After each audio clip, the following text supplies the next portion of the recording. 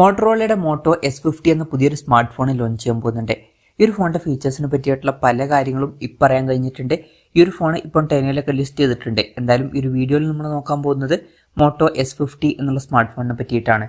നമ്മൾ ആദ്യം ഫീച്ചേഴ്സും കാര്യങ്ങളൊക്കെ നോക്കുകയാണെന്നുണ്ടെങ്കിൽ ഡിസ്പ്ലേയുടെ കാര്യത്തിൽ 6.36 ഇഞ്ചിൻ്റെ 1.5K ഡിസ്പ്ലേ ഈ ഫോണിൽ വരുന്നതായിരിക്കും. അപ്പം അത്യാവശ്യം കോമ്പാക്റ്റ് ആയിട്ടുള്ള ഡിസ്പ്ലേ സൈസ് ആയിരിക്കും ഇതിൽ വരിക.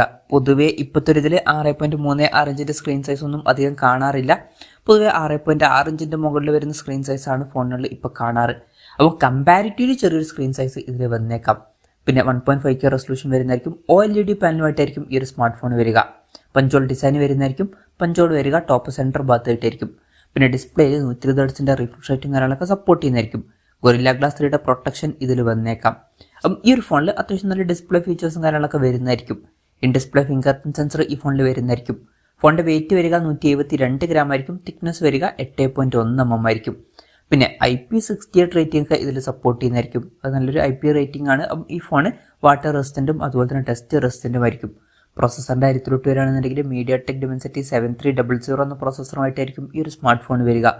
ഇത് അത്യാവശ്യം തിരക്കേടില്ലാത്തൊരു പ്രോസസ്സറാണ്. ഇപ്പോഴത്തെ ലോഞ്ച് ചെയ്തിട്ടുള്ള CM ഫോൺ 1 ഈ ഒരു പ്രോസസ്സർ നമ്മൾ കണ്ടിട്ടുള്ളതാണ്. 5G സപ്പോർട്ടും കാര്യങ്ങളൊക്കെ ഇതിൽ വരുന്നതായിരിക്കും. ഈ ഒരു ഫോണിൽ 8GB റാം വെർഷനും 12GB റാം വെർഷനും വന്നേക്കാം. ഇന്റേണൽ കാര്യത്തിൽ 256GB ഇന്റേണൽ വെർഷനും 512GB ഇന്റേണൽ വെർഷനും വരുന്നതായിരിക്കും. പിന്നെ LPDDR4X റാം ആയിരിക്കും ഇതിൽ വരിക.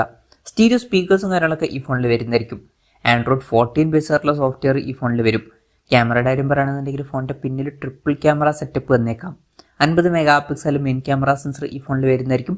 ഇതിൽ OSന്റെ സപ്പോർട്ടും കാര്യങ്ങളൊക്കെ വരുന്നതായിരിക്കും. പിന്നെ 13 മെഗാപിക്സൽ അൾട്രാ വൈഡ് ആംഗിൾ ലെൻസും ഈ ഫോണിൽ വന്നേക്കാം.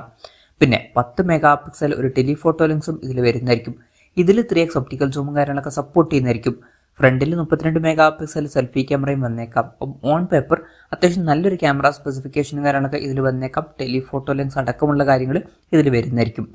പിന്നെ ബാറ്ററിയുടെ കാര്യം പറയുകയാണെന്നുണ്ടെങ്കിൽ 4310 mAh ബാറ്ററി ആയിരിക്കും ഇതിൽ വരിക. അപ്പം അത്ര മികച്ചൊരു ബാറ്ററി കപ്പാസിറ്റി ഇതിൽ വന്നോളണം എന്നില്ല. ബാറ്ററി കപ്പാസിറ്റി കുറച്ചൊന്ന് കുറവായിരിക്കും. പിന്നെ 68 വാട്ടിൻ്റെ ഫാസ്റ്റ് ചാർജ് സപ്പോർട്ട് ചെയ്യുന്നതായിരിക്കും. അതിനൊരു ചാർജിങ് സ്പീഡാണ്. Type-C ചാർജിംഗ് പോർട്ടും ഇതിൽ വരുന്നതായിരിക്കും. അപ്പം ഇതൊക്കെയാണ് ഫീച്ചേഴ്സിനെ പറ്റി പറയാനുള്ള കാര്യങ്ങൾ.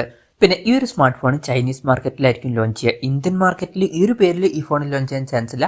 പക്ഷേ ഇന്ത്യൻ മാർക്കറ്റിലും ഈ ഫോൺ ലോഞ്ച് ചെയ്യുന്നതായിരിക്കും. മിക്കവാറും ഇന്ത്യൻ മാർക്കറ്റിൽ മോട്ടോ എഡ്ജ് 50 നിയോ എന്ന പേരിലായിരിക്കും ഈ ഫോൺ ലോഞ്ച് ചെയ്യുക.